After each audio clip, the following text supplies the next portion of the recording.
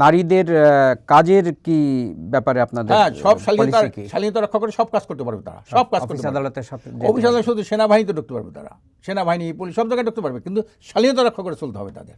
এই শালীনতার অর্থটা কি? শালীন অর্থ হলো আল্লাহ তাআলা বলছে তুমি ই করে থাকো, পর্দা করো, পর্দা করো যাতে পুরুষ তোমাকে এভাবে দেখতে না পারে। মানে বোরকা পরে তাদেরকে যেতে হবে।